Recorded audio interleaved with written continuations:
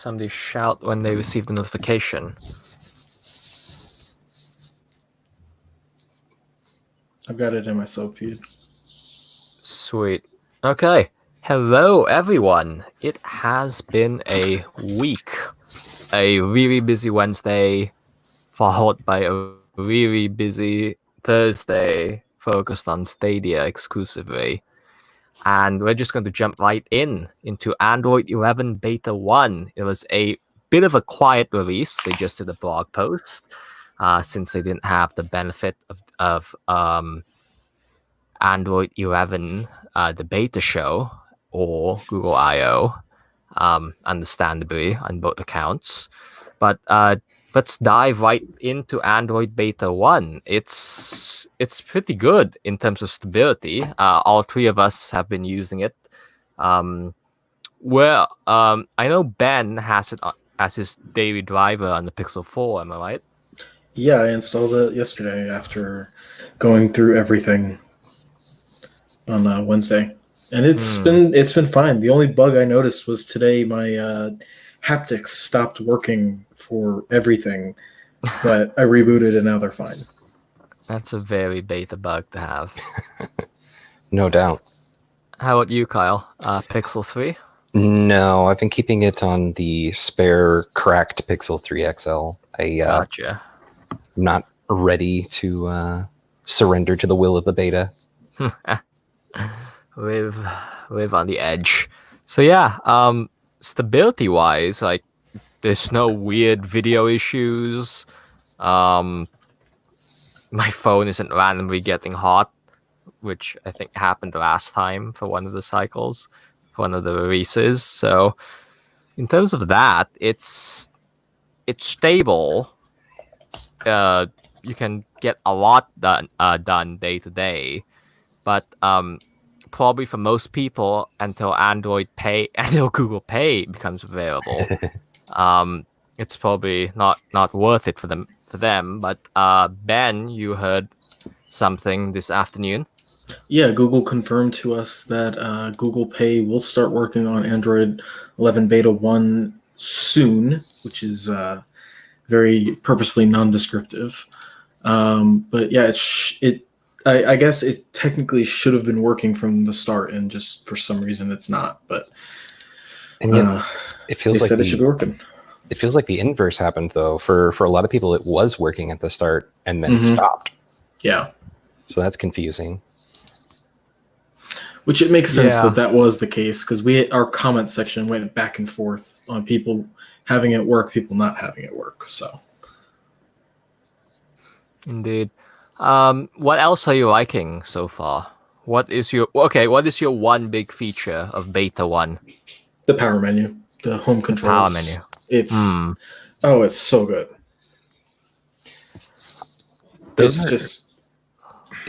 I wish I had enough things to justify it. You know, I had smart lights in every room in my apartment. I don't have them for everything in the apartment, but I have some in every room. And just being able to quickly, it takes 2 seconds to load it. It's faster than going into the app, and I can just tap the one I want. It's been great.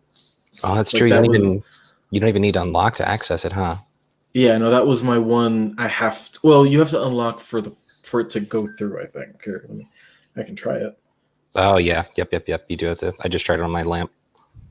I think you have to, but on the 4, it doesn't really matter, because by the time you've pressed the button, it's unlocked. True. It's true. So yeah, so lights and cameras, I think, and security cameras are really the big push for the big appeal for people right now. But what beyond those two things? I guess the thermostat is another useful thing. Yep, something I can't wait to try out. But I guess, are those enough for most people? Because I'm afraid that most people will just be stuck with lights, like I am, and as Kyle is. It is useful for lights by itself. Don't get me wrong, but at the same time, it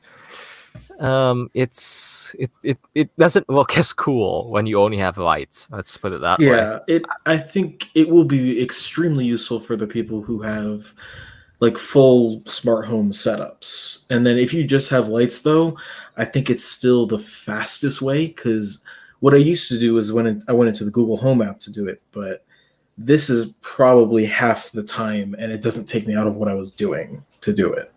I'm surprised there's not media controls in there, like for if you're Cast. like, yeah, but if it's the passive kind of casting, like some other device is casting it, you just happen to have the controls on your phone. Not I'm the one casting, or if I say, Shmeshmoogle play something on Spotify. That's true. It would be useful to have like a quick shortcut, even just to say, have this one start playing music. Or just volume controls for the different devices would be nice. Yeah, because it fits right into the tile. You can just swipe left and right. It's a good idea. Yeah, it's pretty flexible, so I assume they could add that pretty easily. Yeah. So it's the power menu. You activate it by holding down on the power menu. And this is something I noticed. Like, they're putting so much more controls into that power menu, from Google Pay to basic device controls like screenshotting and rebooting and emergency lockdown, that kind of stuff. Mm-hmm. And these smart home controls. Okay, so I guess at a high level, my question is I think there should be a bigger power button. If you have an iPhone 10, Apple made the power button absolutely huge, because for them it's Siri. It's how you activate Siri now, after they get rid of the home button, and some other stuff, I believe. I think if Google and Android makers are going to commit to this new format of how to activate so many things, I think they should physically adapt the hardware to that. I just have I haven't looked at it on other devices, but do other Android, the very small smattering of other Android 11 devices, do they have the same power menu? They will. It's an open API for any Android maker to use. And if I remember right, it is required, actually, for them to use it in some capacity. Okay, so that's interesting. It feels pixely. Yeah, it does feel pixely. And I was building off that. Who controls the design? I feel like something like this, that like, since this is powered by the Google Home app, I would feel like they want to integrate as much as possible the experience of how to control devices. So I don't know how that's going to end up looking, but I think it should be pretty integrated. Yeah, I think Samsung's gonna have a field day with it. Man, with Smart Things and Samsung Pay, they're gonna have. Oh man, the not the Note 20, but the S21 or S30 or whatever they try to call it. Man, both of those names are awful.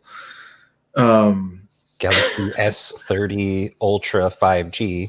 Yeah, that one's. I would say yes. They're probably gonna do the. They're probably gonna do the bigger power button just for that sake, but yeah, they're gonna have a field day with this, and I feel like everyone else is just gonna do what Google used it for. Yeah. Maybe LG it would try to do it too. Sorry to cut you off. No, oh God, actually, I hope LG doesn't. That's something I wanted to talk about this week. I hope Google lets you pick what goes in these different slots. Like, you can choose different services if your phone has multiple services. In terms of like, what do you mean by that? So like third-party apps could tie into it. So like if you're a Samsung SmartThings user but you use a Pixel, yes, you could switch it out. Instead of the Google Home app, you have Samsung SmartThings, or you could have both. That would be great too. So if you could just pick for multiple services. It's got to be possible. Actually, it's more or less confirmed, because on Developer Preview 4, the UI was slightly different. It had something to the effect of see other apps, and I think you could switch. So I'm not sure if Google's going to enforce like the too wide rectangular grid, or I'm curious whether that belongs to the Google Home app, or whether like those tile, everybody, no matter what app you use, is just going to use those tiles, and all you can change is like the icons or whatever. So I'm curious how much Google is going to enforce design guidelines for device controls. Well, what I was looking at, and this is just a purely visual observation, but when Google Pay was working, you could see cards and passes and the smart home controls, those were all in one view.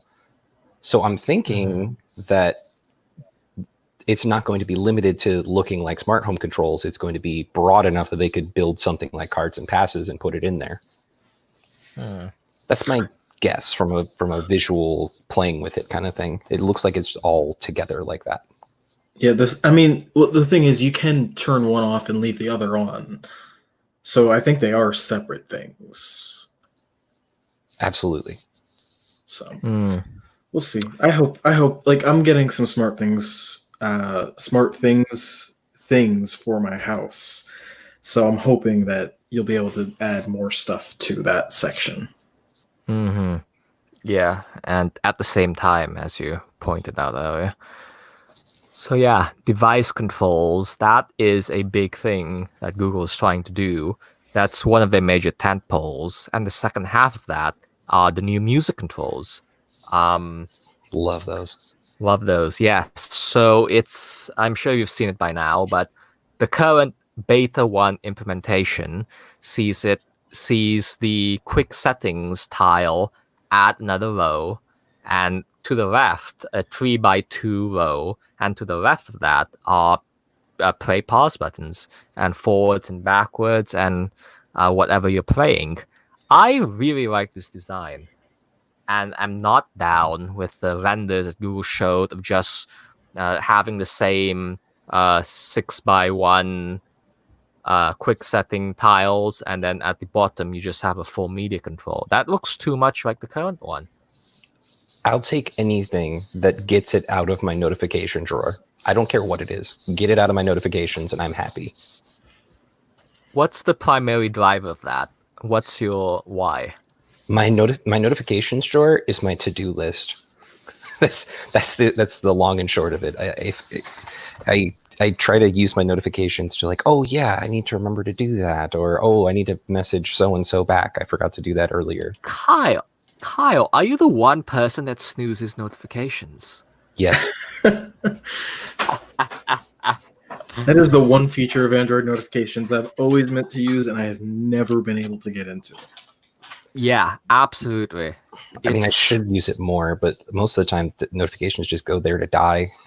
One day, I swipe them away. That's the truth, isn't it? But yeah, it's. How about you, Ben? What are your thoughts on which design you prefer? I'm with Kyle. I'm fine where they put it, as long as it's not in the notifications, because I think having a persistent spot for it is really nice. The only request I have is that they blend it in a little more. I don't like just how different it looks from the rest of the notification shade. Like because it's adaptive to the album art, when you have dark mode enabled on your device and the album cover pulls black, it looks awesome. But when you have light mode enabled and it's a blue album cover, it kind of looks a little off. It's just, I wish they would make it blend in a little bit more in that area, even if it was just matching the accent color you have picked for the device. Right now, it just feels a little just tacked on. I think that's dependent on the app developer to do, though. The color theming? Yeah. I think it's still based on the art fundamentally, I think. Yeah, right? that's an Android system theming thing. Wow. And it pulls from the album art automatically. That's why even like YouTube pulls based on the thumbnail of the video. Yeah, it's in the compact view, in the miniature quick settings view. Shaking it up is nice. It's maybe I'll get bored of it eventually, but I just if Google goes with the renders they shared on Wednesday, I don't think it's significantly different from just having a notification under your quick settings tile. I get the space saving arguments made by the both of you, but at the same time, I think it really is compact. It's a more radical change, the one that they're trialing with beta 1. But I don't know, would they add a setting to what you choose, whether you wanted like a comp 3x2 tile or the 6x1? I don't see them. I see them picking one, sadly, and I don't really know what's going to live. Like, I have a concept of what I want it to look like in my head, but I have no way to make that even like a concept image. Like in my mind, what I want is when you swipe down once, you get the 6x1, and then you get a small little compact notification with just the song and the media and the play pause or whatever. And then you go down again, and then it moves either to the bottom or to the top, and then you get your cards, and you've got your scrubbing controls, and you've got your play, pause, skip, media track, all of that. You don't mind like the idea of, again, if we go back to the render, you don't mind it being that tall, because it's the quick settings, quote unquote, they're getting really tall if they go with that design. I have to look at that render again. I'm not remembering it. I don't remember the quick settings even being visible in that render. It looked like it was in place of them. I'll have to look at it again. So maybe I can pull it up.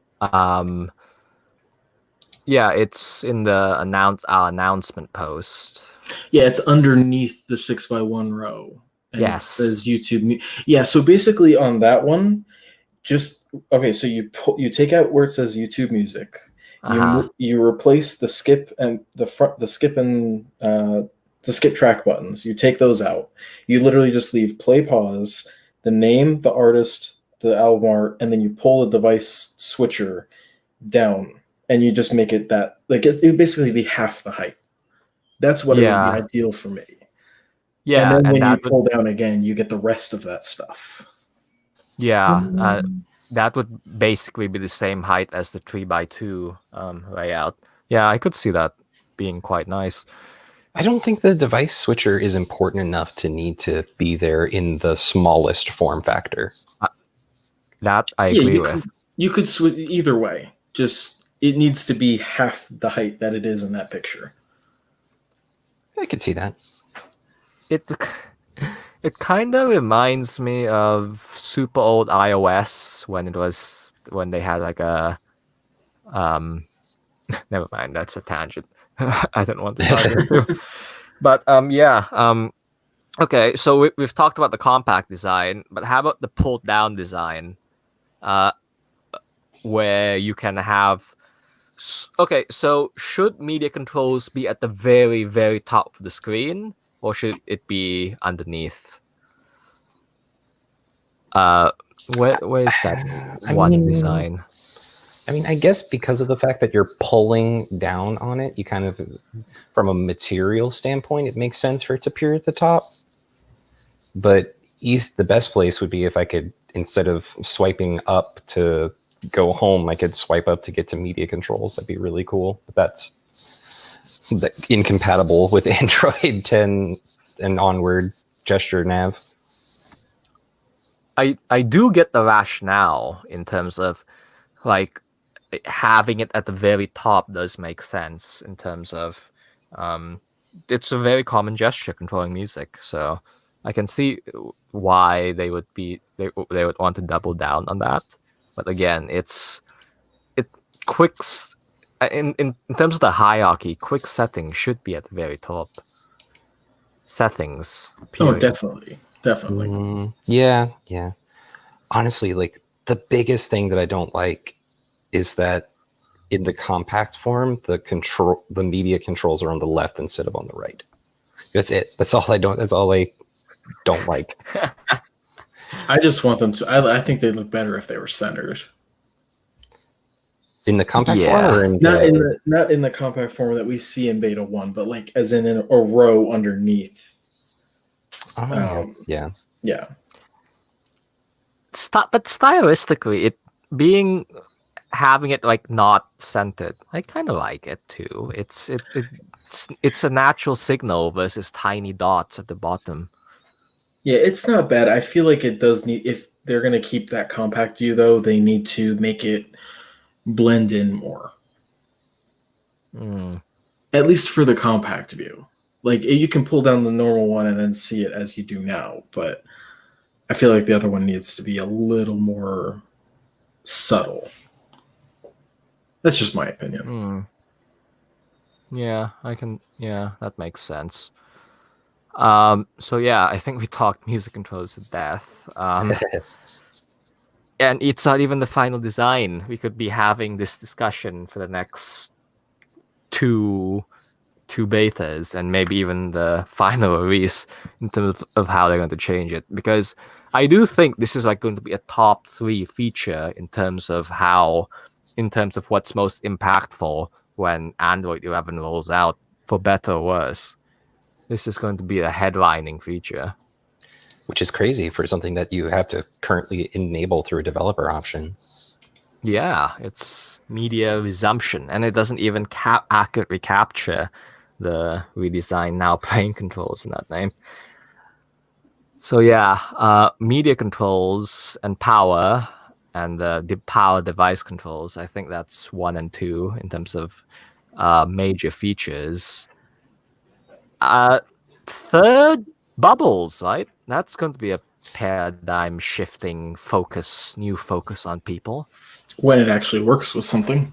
When it actually works with something, which Google last night said that messages would be coming in the next beta by the sound of it. So that's promising. So hot take. I used to be so pro bubble. Like when Facebook did bubbles. Yeah. Originally, other people did bubbles. Like there's an app called Ninja Chat or something that brought bubbles to text messages. Oh, I remember that app. And then there was Link Bubble, which was a browser that did that. I remember that one. Yes. I don't even remember that. By Chris Racy, right? Yeah. Action launcher guy. I used to be so pro bubble. Now, yeah, but yes. I hate them so much. They're disruptive, and I don't think that notifications should be given that level of disruption. So I remember using bubbles when it first came out in Messenger on a Nexus 7. So about that eating into the screen size. But now I kind of think phones are pretty big these days, but those bubbles, they get annoying. That's the thing that you might not realize until you start using them. There are so many. They come in if you're a frequent texter, or you having a conversation, having more than one bubble on screen is very annoying. I mean, I haven't seen how it's done, but do bubbles of separate apps, do they kind of merge the way that Facebook's chat heads merge? I think so. I would hope so. Yeah, that would at least be something. That would be something. Multiple bubbles. Ugh. Yeah, and then like making sure picking the right conversation by having to tap from the very top of the screen. It's very, I don't know. It's disruptive in a way disruptive in a way that seems counterintuitive to Google's goal of streamlining and making Android more people-centric, which is their second tentpole today for Android 11.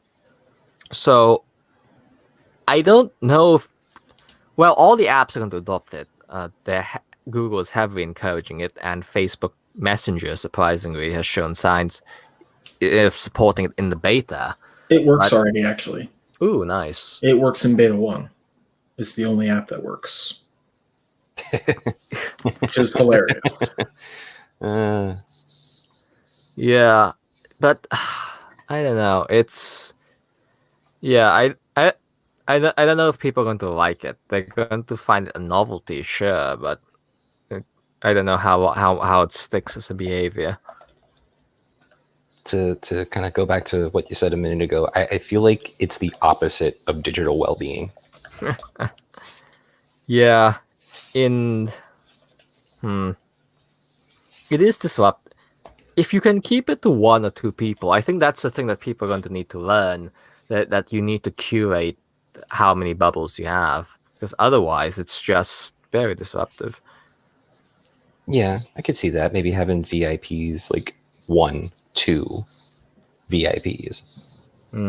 But that's a lot of developer effort for people to have 2 VIPs that they use bubbles for and nothing else.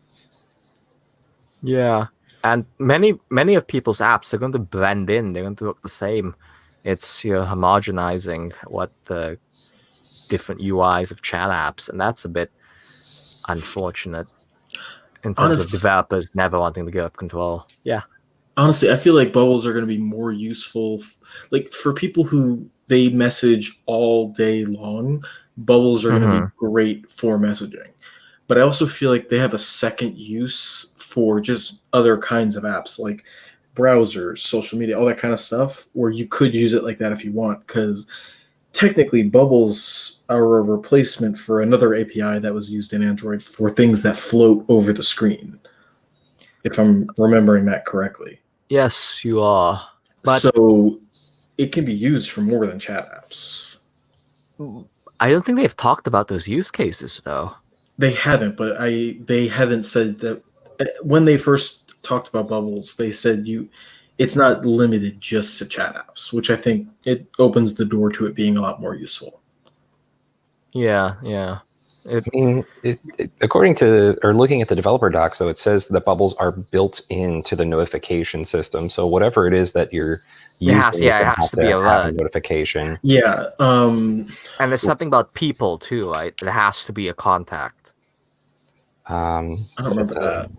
Under the requirements section. Must be on a different page. Never mind. Maybe I'm misthinking to Android 10 days. But this has been in the works since Android 10, and they, for whatever reason, they finally feel confident enough to do it with Android 11. Right. So yeah, is there anything else in Android 11? That's major. Oh, the emergency alerts. Emergency alerts, yes. Which very much ties into the Pixel's emergency app. I forgot the name. The name escapes me. Personal safety. Safety, yes.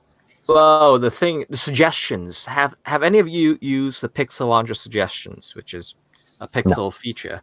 I tried it for about 10 minutes, and it kept suggesting the last app that I opened. So I stopped using it. It does look pretty with the whole, like, the animation and all that. It looks pretty, but... Yeah, no, I love the animation. I love the way that it works. I think the suggestion, it needs a lot of fine-tuning, and it's going to require users who want to use it to go in and set up the blocked app list, because a lot of the suggestions are just not going to be useful. Yeah, and that whole manual setup seems counterintuitive to making Android simpler. So sorry, Kyle. No, it's just because to me the Android home screen is to be predictable. Absolutely. And you can't predict what's going to be in the bubbles. If I'm going to open an app, then I love the predictions that are at the top of the Pixel Launcher drawer. Those are very useful to me, but I'm going out of my way to check there and then scroll to the app that I probably want. I absolutely hate that they got rid of that in the recents view to make multitasking larger. Same. I very much agree with that. I never used it in the recents view, not once. I used it all the time because I actually found it very accurate. Yeah, same. I was excited for the suggestions to come because, like, I have a camera icon on my home screen, which I never really use because I just use the double tap on the power button. So I was like, okay, I'll just leave that spot open and let it do suggestions. But my biggest issue is it just keeps suggesting apps that are already on the same screen. Which is like, I just took camera off, and now it's suggesting, oh, you probably want to open Gmail when Gmail is right above it. Yeah, that's something that's hope. Yeah, I think it needs to be at least smart enough to say you have this app in view, I'm not going to show it to you. That's all I would want, is really if they can just, fine tune it to the point where it's not showing me an app that's already there, then I'm good. But right now it's just it's just a repetitive icon most of the time. And this is 100% a Pixel launcher feature for Pixel devices. I don't know how they're going to scale that to other OEMs. I guess they're going to give OEMs the same ability to integrate, but right now it seems so focused on Google's devices. It seems like it would just be a launcher feature. It seems like any other launcher could be able to implement this if they wanted to. Yeah. Yeah. I was thinking if whether it could be a widget and you end up praising, but you can't praise widgets in your dock, so that defeats the purpose. So yeah, let's see, Android 11. Yeah, that is beta 1 at a high level. We have, as I said earlier, we have 2 more down the road before the final release in Q3. If they don't add another release. If they don't add another release. Q2, usually by the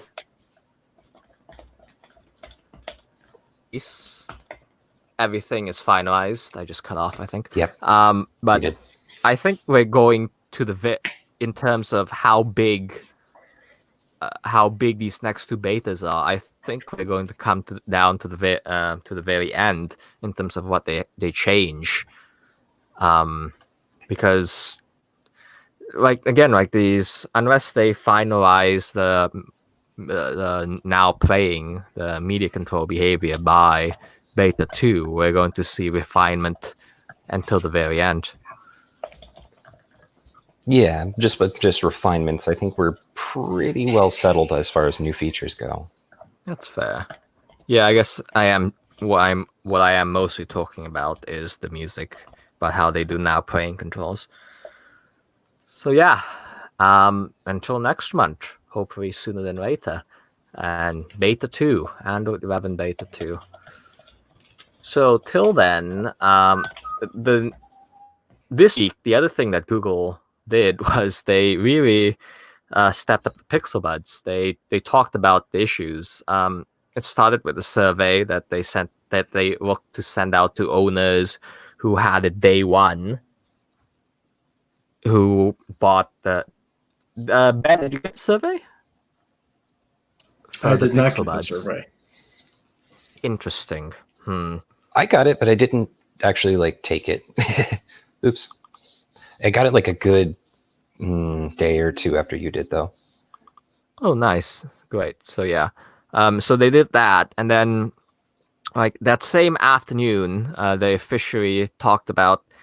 They acknowledged the issues. A Google employee acknowledged issues, the Bluetooth connectivity issues specifically, about reports of people turning their head and losing connection outdoors. So you two have experienced this. I have not, actually. Yeah, I get this every single day when I walk my dog. When I'm inside, they're running completely fine, no issues. As soon as I get down the stairs, they start cutting out, and when I move my head and when I walk my hands around and stuff like that. It's very annoying.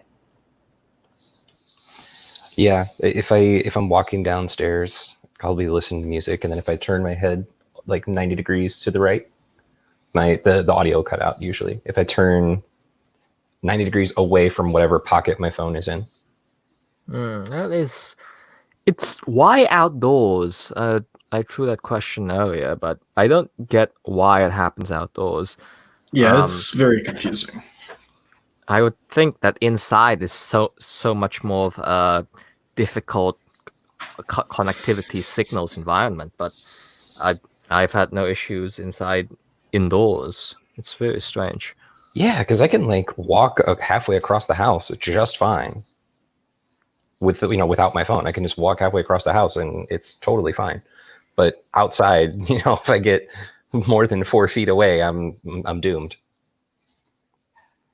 It's not even a distance thing for me. I have the phone in my pocket. Right. And it's just constantly happening. It's mind-boggling. That's unfortunate. I wouldn't describe mine as constant. So maybe your mileage may vary. Yeah, I can say constant, but I can't say like it's constant for a few minutes and then it smooths out and then it comes back and then it smooths out and then it comes back. So it's happening every time. I should say it's consistent, not constant. So yeah, Google they basically acknowledge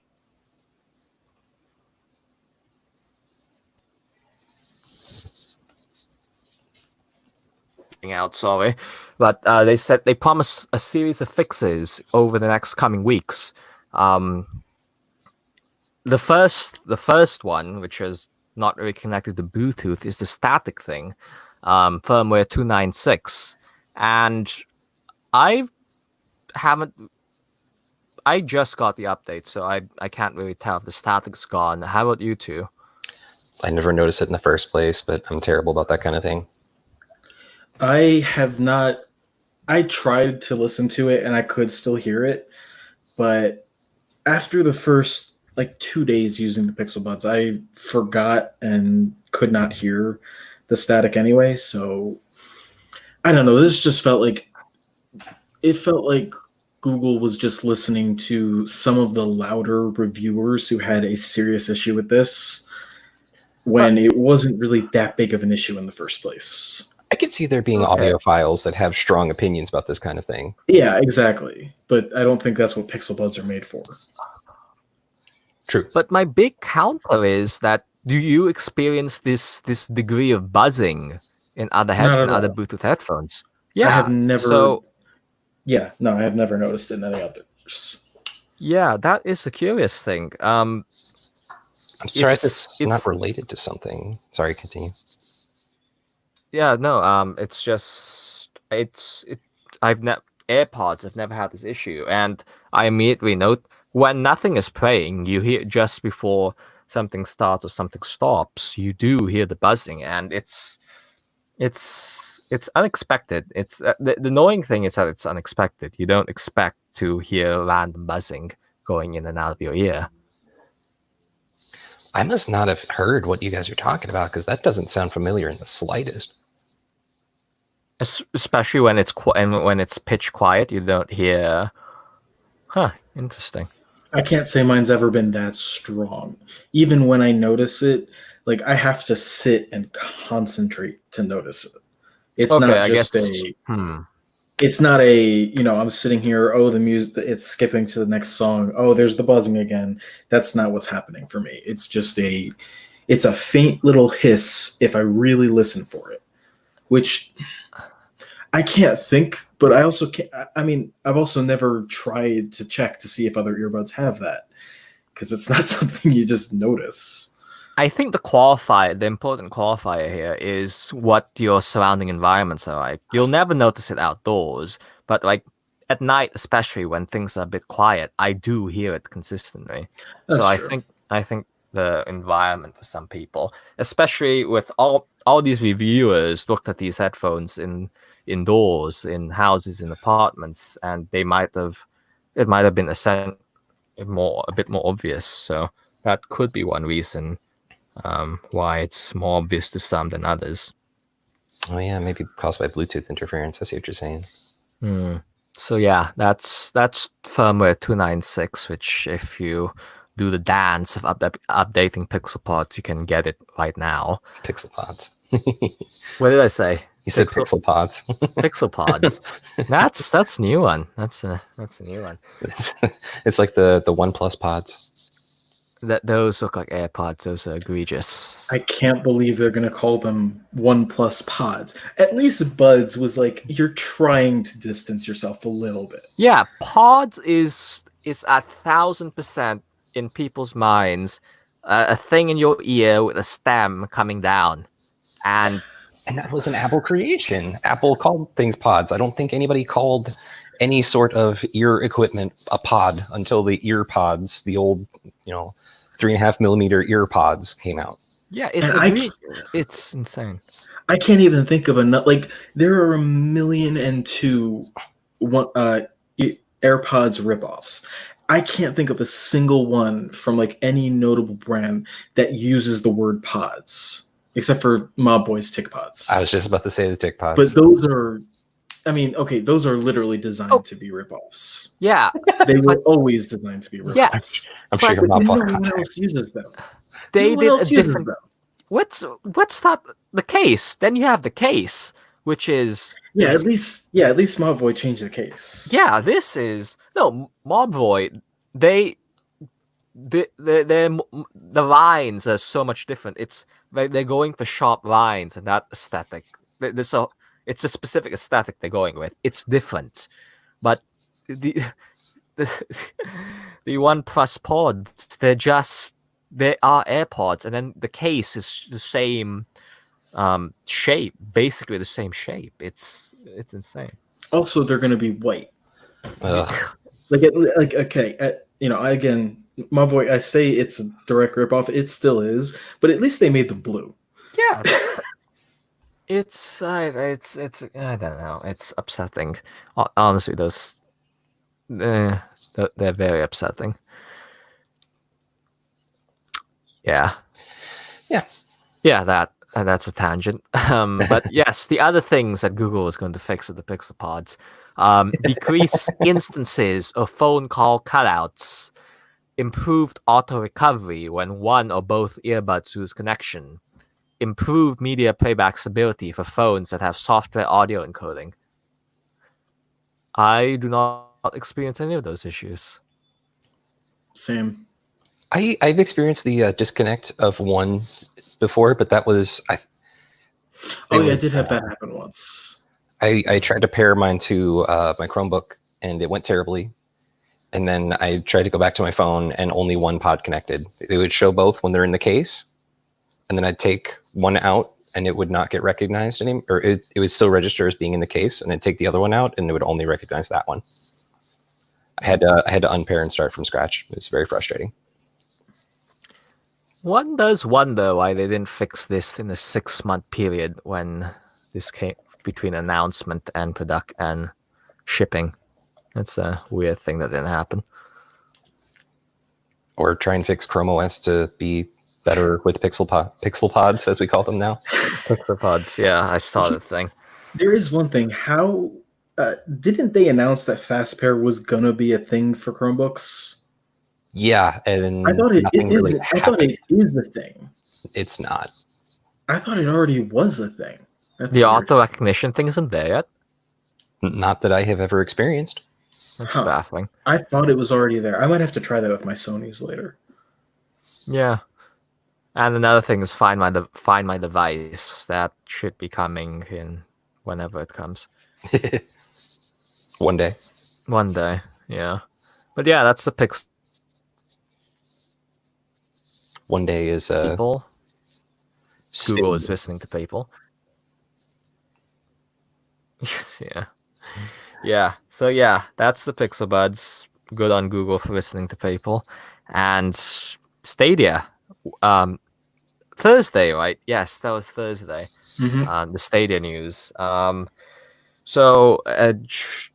Briefly, any Android phone can now use Stadia with a new experiment section, including the ones that aren't on the official list of, I guess, certified devices that they specifically fine-tuned. There are now touch controls, touch overlay controls, something that Kyle spotted in an early APK Insights. Per device resolution controls, including on the web, finally. And everybody got a $10 discount on your next purchase. I'm really impressed. All of these things all showed up across 2 different teardowns of the app. I'm really impressed with how quickly they were able to ship these. Yeah. And so has anybody had the chance to use the touch controls yet? No, they hadn't rolled to my device when I checked, but that was like an hour after the news dropped. So I have not, and I don't plan to, because that sounds like a horrible idea. I tried that on GeForce Now, and I could not do it. Yeah, I remember trying the GeForce. I think I tried the Touch Stadia, the third-party one. Yeah, yeah. And that, obviously that was not a good idea for Borderlands, but I may give it a try now that Sundered and actual 2D games are available. Oh, yeah, I guess it would be good for those. Yeah, I play PUBG on the mobile PUBG using those touch controls all the time. They're fine. When the game is made for it, it's great. But when you're emulating a controller, that's never seems like a good idea. That's true. That's true. That's very true. It'd be great for our Monopoly games. That is true. But I don't know why we just don't play the Android app. It's the same experience. Because Stadia. Why? Yeah. The visuals do nothing. We could just use the Android app and we can actually touch instead of using those insane controls where we end up giving each other money for no reason during trades. It's insane. Because Stadia. No. Stadia on mobile. Okay, Monopoly on Stadia does not make sense. It does not. Okay, to be fair, I play it on my Pixelbook next to my regular computer, so. Yeah, I don't know. It's some of those that is a platform so much better served by touch, and I don't even know. Okay, while we're on this tangent, why is Monopoly a console game? Because money. Yeah, because money. Yeah, they want it to be available on any console that you want to play it on. But the graphics are bad. They're just stupid 3D graphics of like zooming and moving it's dumb. I mean, the boards look nice.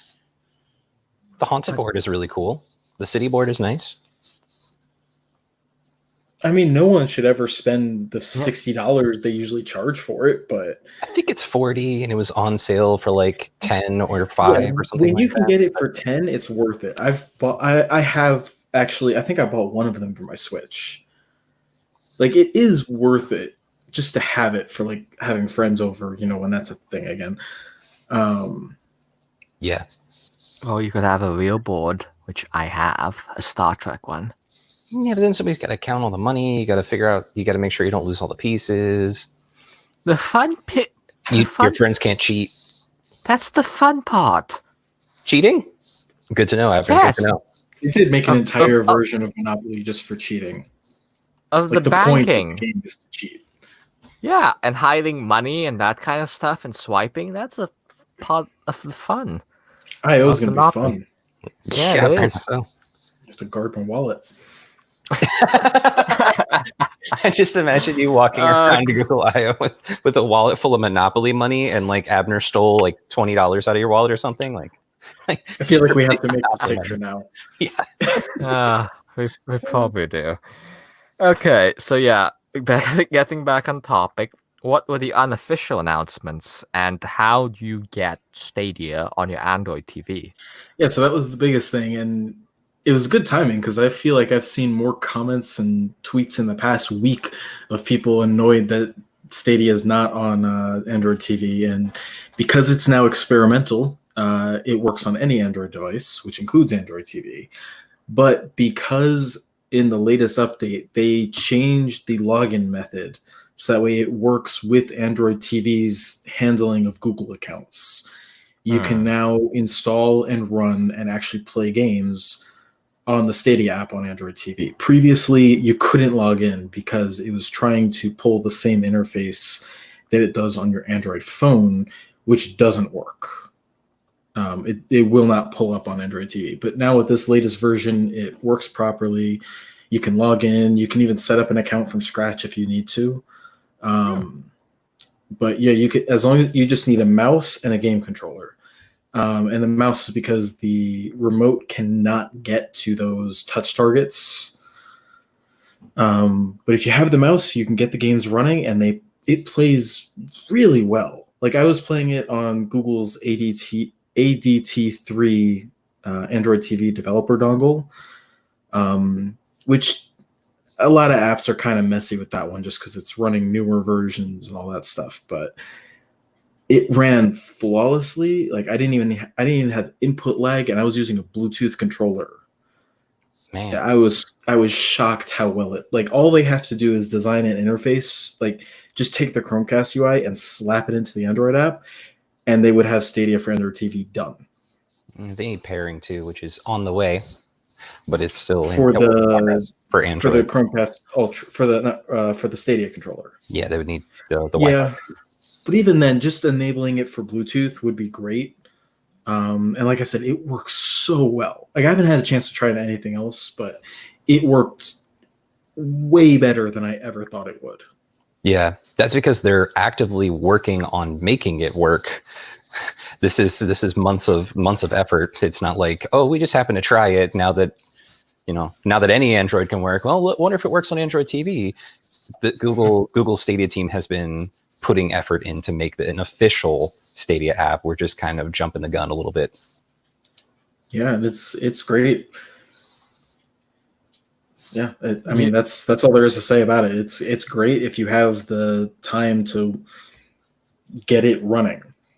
Yeah, takes a minute, more than a minute. So I think most people wanted Stadia on their on their non-official list of Android devices. So what's next for the platform? iOS would be great. Yeah. Yeah. They'll have to pay the cut. I don't see any way around it. And and console titles are expensive, so Apple's getting a big cut. I don't know if they're going to do it. Would they have to pay the cut if you bought the games from another device? No, because I think the whole point is that if you use in-app purchases, you need to pay the cut. But if you're not using in-app purchases, you can't be buying something that you're going to use on the device. I thought it was something along those lines. Google Play Movies doesn't allow or didn't allow purchases on iOS for the longest time, but you could still buy from other platforms and then use the app. Yeah, that would probably be the way if they were to do it. Yeah, but right now that would be, if they were to do that, now they would be losing features, because right now the app does let you buy things. I think people do the trade-off for that though. Yeah, but it's are the money people going to be fine with that? That's the question there. So yeah, iOS is a big thing. iPads, it would be so great on iPads whenever that happens. Yeah, that would be great. That and then YouTube streaming. Mm-hmm. Yeah, that's the white whale right now. Yeah, they need to do that really quick. Yeah, it's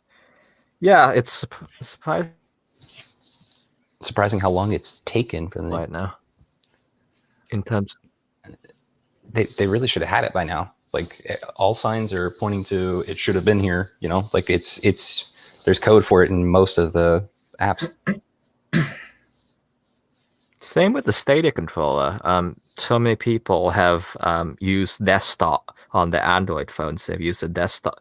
They've loaded Stadia on the Chrome desktop and using the Stadia controller. I think that's a low-hanging piece of fruit there, too. Wait, what do you mean? The Stadia controller. What about it? You can use it on Android if you use Stadia.com. Oh. Yeah, hackiest things. It's crazy that you can't. Yeah, you can't do it through the. Wow. Hackiest of hacks. Why haven't I done that? I should do that. The only reason I don't play Stadia on my phone anymore is because my USB port's going out. Ooh, ouch! Yes. So yeah.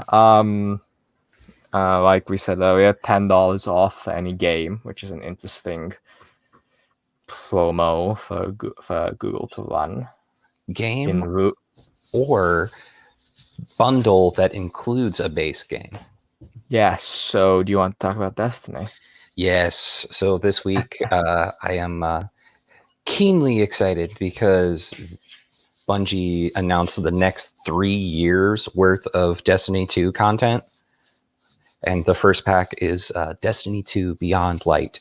And on Stadia, how it works is that Destiny, the base game, is included, or sorry, Destiny 2, the base game, is included for free with any content pack purchase. Doesn't matter which one it is. Oh. So, and you don't have to buy or play the DLCs in order, or even own all of them. You can just own the newest ones. You could buy Destiny 2 Beyond Light using this $10 discount, get the base game, play it and enjoy it until September, and then enjoy the new expansion.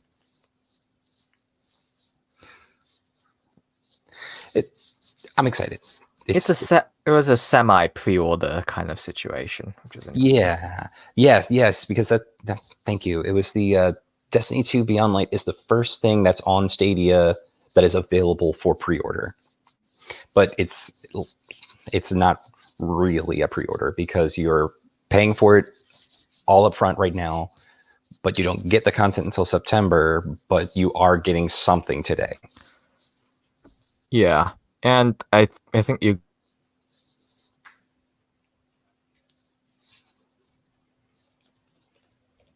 like a character skin or something. No, Say that something again. like that. Didn't they give like a bonus something?